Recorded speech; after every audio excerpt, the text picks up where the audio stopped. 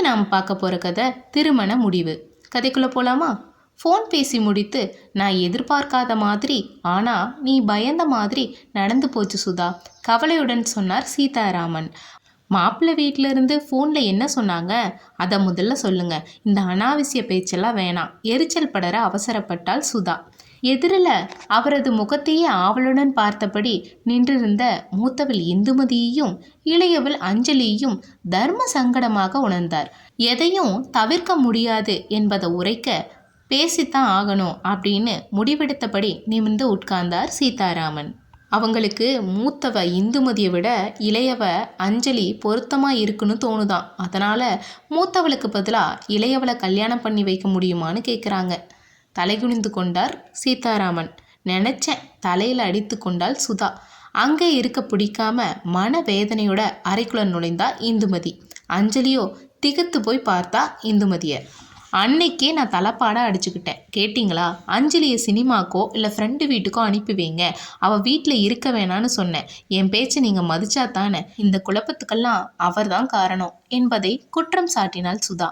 புடவை அணிஞ்சு மங்களகரமா இந்துமதியும் சுடிதார் அணிந்து மாடனா அஞ்சலியும் பெண் பார்க்கும் சடங்குல வளைய வந்து போது வந்தவர்களோட பார்வை யார் மீது போகும்? தன் தலை உருட்டப்படுவது புரிய அதற்கு மேலும் அங்கே நிற்க முடியாமல் அறைக்குள் நுழைந்தாள் அஞ்சலி. நான் எதிர்பார்த்தேனா இப்படியெல்லாம் நடக்குன்னு? யாராவது வேணும்னே இப்படி செய்வாங்களா என்றார் பரிதாப குரலில் சீதாராமன். இங்கே பாருங்க, எல்லாமே எதிர்பார்க்கணுங்க. எல்லாத்துக்கும் எப்பவும் தயாராக இருக்கணும். மனசு குரங்கு மாதிரின்னு சொல்லுவாங்க, ஆனால் அதையும் தாண்டி மோசமானதாக இருக்குது. அது மாறிக்கிட்டே இருக்குது. அடுத்த நொடி என்ன நடக்கும், அது என்ன நினைக்கும், என்ன செய்யலான்னு யாராலையும் கணிக்கவே முடியாது. நீ என்ன அவங்களுக்கு சாதகமா பேசுற? எரிச்சலானார் சீதாராமன். நீ கூட தான் உங்க குடும்பத்துல மூத்தவ. உனக்கு பின்னாடி 2 தங்கச்சிக இருந்தாங்க. உன்னை பெண் பார்க்க வந்தப்ப அவங்களும் உன் கூட தானே நின்னாங்க. ஆனா இப்படி மனசு மாறலையேம்மா, மாத்தி பேசணுமா? பார்க்க வந்த உன்னைத்தானே கல்யாணம் பண்ணிக்கிட்டு வந்தேன். இவருக்கு என்ன சொல்லி புரிய வைக்க? காலம் மாற மாற சூழல்கள் ஒரு மனுஷரை எப்படியெல்லாம் சிந்திக்க வைக்குன்னு நுட்பத்தையும் இந்த பாலா போன மனிதர் ஏன் புரிஞ்சு கொள்ள மறுக்கிறாங்கன்னு தெரியல. தன்னை போலவே எல்லாரும் நேர்வழியில் சிந்திப்பாங்க, நாணயத்தோடு நடந்து கொள்வாங்கன்னு எதிர்பார்க்கறது எத்தனை பெரிய மடத்தனம் தெரியுமா? ஆனால் சுதா, எனக்கு ஒன்று புரியல. நம்ம 2 பெண்களும் ஒரே மாதிரி தானே இருக்காங்க. அழகுல, படிப்பில், திறமையில் 2 பேருமே சரிசமமாக தானே இருக்காங்க. எனக்கு எதுவும் வித்தியாச முரண்பாடு தெரியல. ஆனால் அடுத்தவங்க பார்வை மட்டும் ஏன் இப்படி உசத்தி தாழ்த்தின்னு பிரித்து ஒப்பிட்டு வேற மாதிரி பார்க்குறாங்க அப்படின்னு கேட்டார் சீதாராமன். ஒரு ஆணுக்கு ஒரு வாய்ப்பு தான் அப்படிங்கும்போது அது வேண்டாம் வேணும் அப்படின்னு எளிதாக முடிவெடுத்துடுறாங்க. ஆனால் 2 வாய்ப்புகள் கிடைக்கும் சூழலில் எது சிறந்தது அப்படின்னு வேறு விதமாக ஒப்பிட்டு பார்க்க ஆரம்பிச்சிடுறாங்க அப்படின்னு சுதா சொல்கிறாங்க. தரகர் அவ்வளோ தூரம் நல்ல விதமாக சொன்னாரே. நல்ல மனுஷங்க, நல்ல வேலைன்னு அளந்தாரு.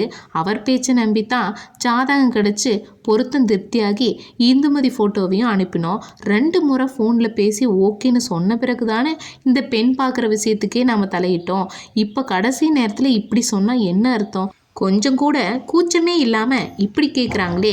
பெண்ணை பெற்றவங்க மனசு என்ன பாடுபடுன்னு யோசிக்க கூட தெரியாதா? பேச பேச அழுது விட்டாள் சுதா. இங்கே பாரு சுதா, ஏதாவது மேற்கொண்டு பேசி அலசு ஆராய்ஞ்சா மகள்கள் இருவருமே வேதனைப்படுவாங்க. அவங்க வீட்டில் இல்லாதப்ப இதை பற்றி பேசிக்கலாம் அப்படின்னு சொல்கிறாரு சீதாராமன். அறைக்குள் வேதனையுடன் அமர்ந்திருந்த அக்காவை பார்த்து அஞ்சலி, சாரி அக்கா, என்னால் தானே எல்லாம் அப்படின்னு சொல்லி மெல்லிய குரலில் ஆரம்பிக்கிறா. சீ லூசு, இதுக்கு நீ என்னடி பண்ணுவ? புன்னயிக்க முயன்றாள் இந்துமதி. இல்லைக்கா, நான் அன்னைக்கு இருந்திருக்க கூடாது தான். ஏதோ ஒரு ஆர்வத்தில் இங்கே இருந்தேன். ப்ளீஸ் விடுடி. பெண் பார்க்குறப்ப நீ இல்லைனா கூட நிச்சயம் செய்யும் போது, கல்யாணத்தின் போது, ஏன் காலம் முழுக்க நீ இருந்து தான் ஆகணும். அப்போ என்ன பண்ணுறதா? இப்படியும் மனுஷங்க இருக்காங்கன்னு நிராகரிச்சுட்டு போயிட்டே இருக்கணும். அதுதான் நம்மளோட மன நிம்மதிக்கு ஒரே வழி என்றாள் இந்துமதி. அக்கா, நீ சைக்காலஜி படித்தது சரியாத்தான் இருக்கு அப்படின்னு சொல்லி இந்துமதியை அணைத்து கொண்டாள் அஞ்சலி. இதனாலெல்லாம் நான் உன்னை வெறுத்துடுவேன்னு நினச்சிடாத அஞ்சலி. எதையும் குழப்பிக்காம இரு. நமக்கு என்ன செய்யணும்னு நம்மளோட பெற்றவங்களுக்கு தெரியும் அப்படின்னு தெளிவாக சொன்னா அஞ்சலி. அடுத்த வாரமே சஷ்டி தினத்தன்று சுப்பிரமணிய சுவாமி கோவிலில் தன்னை பெண் பார்க்க வந்த சதீஷை திரும்பவும் சந்திப்போம் அப்படின்னு எதிர்பார்க்கவில்லை இந்துமதி. அந்த நேரத்தில் சில நிமிடங்கள் மட்டுமே பார்க்கப்பட்டவன் சரியாக அவன் மனசில் பதிந்திருக்கவும் இல்லை. ஒரு வார இடைவெளியில் அஞ்சலிக்கும் அவனோட முகம் மறந்திருந்தது. நல்லா இருக்கீங்களா என்றபடி அவனே தேடி வந்து பேசினான். அடையாளம் உணர்ந்து ஒரு நொடி திகைத்தாலும் சமாளித்தவாறே தலையாட்டி புன்னகைத்து அதற்கு மேலே பேச ஒன்றும் இல்லாமல் அமைதியாக நின்றிருந்தா இந்துமதி. நீங்கள் ரெகுலராக இங்கே வருவீங்களா? நான் இன்னைக்கு தற்செயலாக தான் வந்தேன். தனியாக தான் வந்திருக்கீங்களா? சிஸ்டர் வரலையா? பார்வை அலைப்பாய்ந்தது. ஒரு ஆல்டர்னேட்டிவ் ஐடியா சொல்லியிருந்தேன். தரகர்கிட்ட சொன்னாரா? உங்ககிட்ட இருந்து இன்னும் எதுவும் பதில் வரலையே என துண்டித்து பேசினான். பதில்தானே வேணும். பின்னாலிருந்து வந்தாள் அஞ்சலி. ஓ ஹாய், நீங்களும் வந்திருக்கீங்களா? அக்கா கிட்ட கேட்டேன், சொல்லவே இல்லை என வழிந்தான். சார், உங்களுக்கான பதிலை அப்பா ஃபோனில் சொல்லுவார். அஞ்சலி, நீ வா போகலாம் அப்படின்னு கிளம்ப முயற்சித்தால் தங்கையுடன் இந்துமதி. இருக்கா, ஆசையாக பேச வந்திருக்காரு, அவரை போய் ஏமாத்தலாமா? சொன்னால் கேட்க மாட்டியா? சரி, நீ இருந்து பேசிட்டு வா, நான் போயிட்டு சன்னதியில் சாமி கும்பிட்டுருக்கேன் அப்படின்னு சொல்லிட்டு இந்துமதி கிளம்புறா. சதீஷ் வாய்ப்பை வீணடிக்க விரும்பாமல், இந்த கதர் புடவை உங்களுக்கு அழகா இருக்கு அஞ்சலி என்று சொல்கிறான். என்ன கேட்டீங்க? பதில் தானே. எங்கள் வீட்டில் எல்லோருக்குமே உங்கள் ஐடியா ஓகே தான்.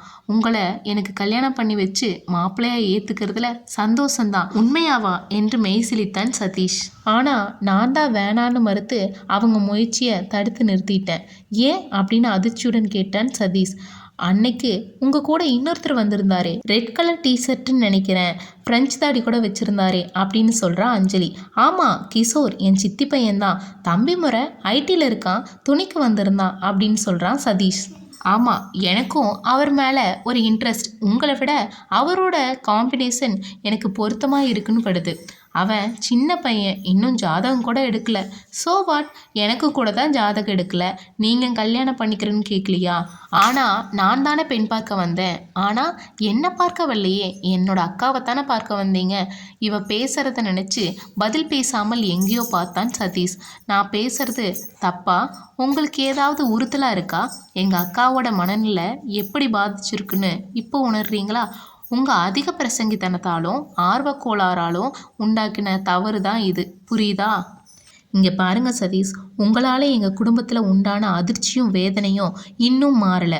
தயவு செய்து இனி அடுத்த இடங்களில் பெண் பார்க்க போனால் அவங்கள மட்டும் பாருங்கள். தேவையில்லாமல் கவனத்தை திசை திருப்பி குழப்பம் உண்டாக்காதீங்க. பாய். சுருக்கமாக ஆனால் தெளிவாக பேசி திரும்பி பார்க்காம நடந்து பிரகாரத்திலிருந்து அக்காவுடன் இணைந்து கொண்டாள் அஞ்சலி. என்னடி என்றாள் இந்துமதி. ஒன்றும் இல்லை, ஒரு அதிர்ச்சி வைத்தியம்தான். கண்ணடித்து சிரித்தாள் அஞ்சலி.